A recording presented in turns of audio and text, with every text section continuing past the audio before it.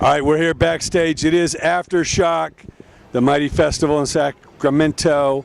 Straight off the stage, it is Joyous. Wolf, please introduce yourself. What you play? I'm Blake, and I play guitar. I'm Nick, and I'm a singer. I'm Robert, I play drums. I'm Greg, and I play bass. Awesome. Why don't you tell us how the band came together, you know, what you guys' common influences were? Well, I played in, he and I played in bands when we were younger, and in the same little quadrant of Southern California. We never played in a band. We never played in a band together, but we knew each other for a long time, and since like middle school. Orange County? Yeah. Okay. And in Orange County, it's all just pop punk and like hardcore stuff, and there's not a whole lot of rock and roll music. Play in all those bands so much that you just get burned out. Like, oh no, not another. No. Yeah, it's a lot of the same, and so eventually I played in bands, and he played in bands, and they played in bands, and it all just sort of happened that I met him in a Guitar Center, and he was just good. You could just tell he was good, and it's funny because he let me play lead. And yeah, we jammed in the song. Yeah, and which is the cringiest thing in the world thinking about now, because I didn't know how good he was until he sent me a YouTube video, and it was terrifying. And he was playing in a group. We always stayed in contact, and we were always seeing what we were doing and whatever. And so my old band just whatever, went to the wayside, and I wanted to do something else. I wanted it to be better. I didn't want it to be the same old shit. So I knew if he would play drums, it would be a good band. Because you need to have a great drummer if you want to be a great band. And I knew him, so I called him. I only knew him for a total of like 17 minutes, maybe, and he wasn't doing anything, surprisingly. And then down the line, he showed up because they went to high school together. Yeah. When he called me, I was like, "Hey, do you have a bassist?" And he's like, "Yeah, I got a bassist." I'm like, "Wait, but I have a bassist." And Nick's like, "No, I got it. Don't worry." And then we got him. Yeah. The old bassist, he just sort of wanted to go do some other stuff, and we respect him, and all that stuff that he did. So that's a rough estimate. We kind of came together. We just started gigging in Orange County, and somehow we ended up here. So yeah. So when you're introducing yourselves to other band members, what were you telling them? What was the mission statement? What is this band all about? I just wanted to, I remember the phone call. It was like right the day before Halloween, and in 2014, and I was talking to him, and he asked me, what do you want to do? What is it? And I don't care anything. Yeah. As long as it's good. Yeah. I knew that he was a good player, and I knew he was a good player, and and he's a fantastic player, and I just knew that if we had the tools, that we could just go and make whatever the hell we wanted, and that's kind of what the mission statement. Just do it. Just yeah. When we started off, it was different. We were making such different music than we're making now. Like in the very beginning, before anything was put to recording or nothing. And you could tell you a little bit more about that. As far as our style. Yeah, I mean, our style evolved, and especially when Greg came into the picture, we had some songs. He really finished the production and all the different writing styles, because his songwriting contributed to all of our stuff, and it just gelled super well. We started playing shows, and we met really awesome people who, for whatever reason, believe in us, have given us huge opportunities. We can't thank them enough. We just want to make them proud. And so we're here today talking to you. Yeah. And what was it about him and his voice that kind of drew you in to want to commit to this? Oh, because I've just played in metal bands, because that's what I started playing before blues. And he was the first guy I met who could sing. And he was a good singer. And I was like, I have to see what this guy's got, And through our songwriting development, he really progressed, as well as I've seen Robert and Greg and myself, and it's been really inspiring because we're all really good friends, and seeing us grow together as brothers and as friends is a really cool thing that I can't say about a lot of things. Sure. Yeah. Now, I know it's been a few festivals now. Tell us how you got involved with these promoters here, and tell us about some of the experiences you've had. What? On these festivals. No, you tell.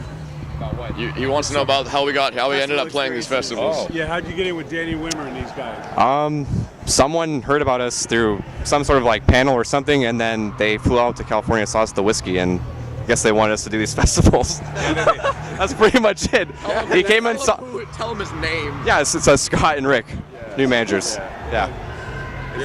Two of our managers. Two of our managers. Yeah. Now tell us, I know you guys have been playing. You just came from, was it Louisville, or where'd you play? We went. We started in Wisconsin, and we went from Wisconsin to Ohio, to Kentucky, to New York, to New Jersey, to Baltimore. We played all over that quadrant, and we went to Pittsburgh. You did all their shows? Yeah. We did Rock Allegiance. We did Sonic Boom in Wisconsin, and then we did Louder Than Life in Kentucky. And now we're here, and it's pretty awesome, yeah. Now, what were some of the highlights? What were some of the shows or cities that were especially? When we played in New York City, we opened for Tom Kiefer from Cinderella, and it was the energy in that room. The crowd just gave us, the response that we were looking for. That by far, just being in Times Square. We played at BB King's Times Square, and our first show in New York City, and that kind of response, and we had reviews written about it, and they really appreciated what we did. So that's probably a pretty big highlight. And obviously playing these festivals, we went from playing the most we had ever played before. We played in Wisconsin for the first festival in Sonic Boom. We only played for about 2,000 people, and we went from 2,000 to 20,000. So that was a pretty big escalation. Yeah. Okay.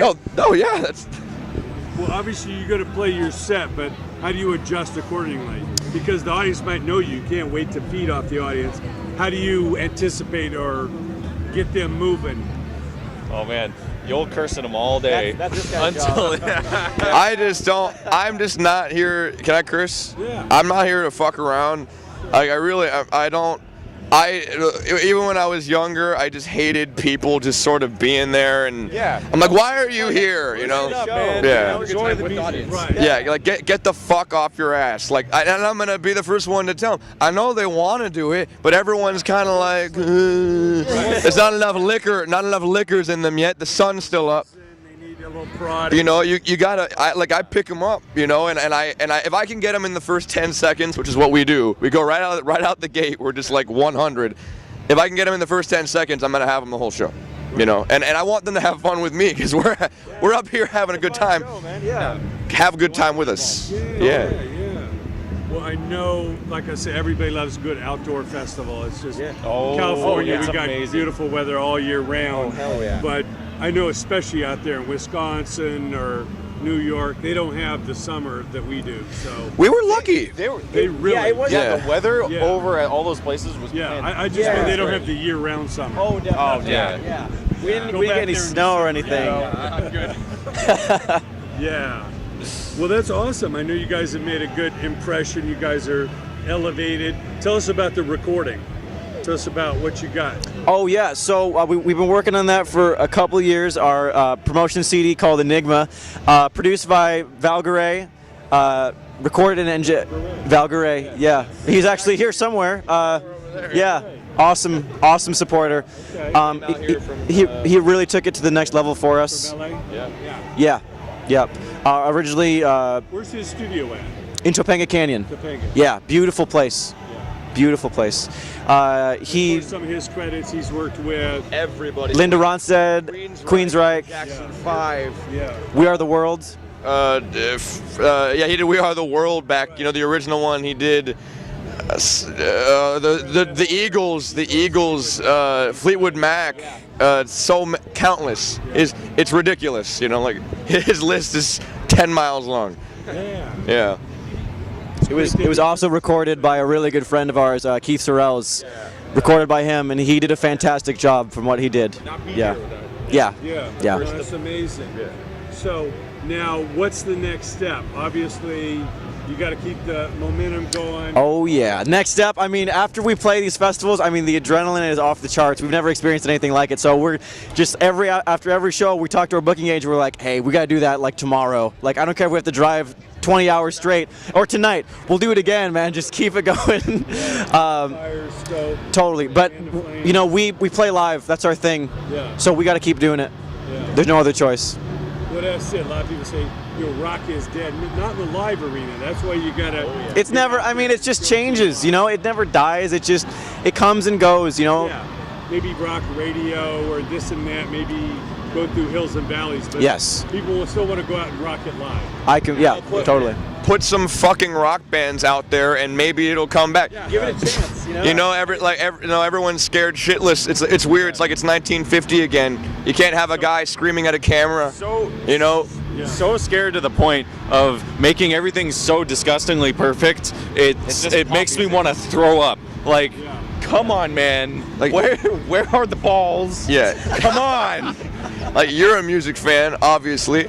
I mean, come on, aren't some of your favorite moments on albums you love the moments where you can hear a fucking squeak or they fuck up and it's you know, like it's real. Yeah. You know, not fucking every snare hit sounds exactly the same. No. I say it's time for more real singers, real players, Yeah. real Yeah. songs. Yeah. Oh yeah. I want to Real hear songs, that no. distorted voice. Wouldn't be here without songs. Yeah. I want people to hear the sweating. I want everyone to hear the sweat and tears and the screaming and anger in every song. But it's like so produced that it just gets covered up by this. It's a weird situation right now. Yeah. Who are some of the other bands you see out there that are New bands? Yeah. Okay, I got the list right here. Oh yeah. There's a band that's playing here tomorrow. They're called Them Evils. They're back from the OC. They're badass. And they're friggin' awesome. We love them. Like, we're hoping to play some shows with them. We actually saw them open for Zakk Wylde in Philadelphia, and that was killer. That was awesome. Yeah. Another band back home that is probably like will kick your ass and your ass and your ass. Like, they're called Of Limbo, and they have a new record out called Nicotine. They recorded it with the guy Keith we originally started with our record with, and it sounds fucking amazing. The first track will just obliterate you. You know, they're one of the best bands in rock. They're one of the best new rock bands. If you want the best new rock from Southern California, listen to Of Limbo. Find Nicotine online. Oh yeah. any other suggestions? Anybody you guys digging? RMB, a good little band back in Long Beach called RMB. They sound like the Yardbirds and Santana and like that kind of era. And the guy's got a monster voice. You'd look at him and be like, no way, you know. But he comes out and he kicks your ass, man. And he can play guitar like a god. He can. RMB. How about Rival Sons? Oh yeah. Rival Sons, like, they're kind of the reason why we're standing right here. Without them, they kind of were the first newer band to kind of unlock the door. Hey, tell them the story of you taking a shot. Okay, we were kind of in a rut, and I wanted to do something to like say I'm a crazy person, like just keep playing in a band with me. So I went to see Rival Sons play the Observatory back. I won tickets to see Rival Sons, and I went down to see them, and I was in the front row. And I was extremely excited, and I just telling everyone, I'm like, I want to sing a song with them. I want to sing a song. So I just projected all of this out, and they were up there, and I knew their set list because I had studied it, and I wanted to try to sing a song with them. So I got everyone to be my friend in the front row and yell at his name, and he's like, yes. And I said, I want to ask you a question. And he knew exactly what I was going to ask. He's like, no, this is my mic. And everyone was like, oh. And I was like, oh, you know, and I was really sad. I was so like, no, you know. And I was standing there in the front, and I could just tell that I was bothering him, you know, because I was so depressed. And so he went over, and he picked up 2 red cups, and he came over and he poured like a shot in there. I didn't even know what was in it. I was just like, I don't care, you know. It could have been like absinthe, you know, from the 16th. Yeah, it could have been a Windex. Anyways, so I went up there and I got on stage. We actually have a video of it on our Instagram. And I went up there and we did the, you know, and I had a shot with him and I said thank you. And my brain just scattered. Yeah, and you sang a verse with him. And I did. And the friggin'. Anyways, it's just thinking about it just makes me all jittery. The freaking KLOS, a big rock station down there, saw us for the first time, and that's how they discovered us. Yeah.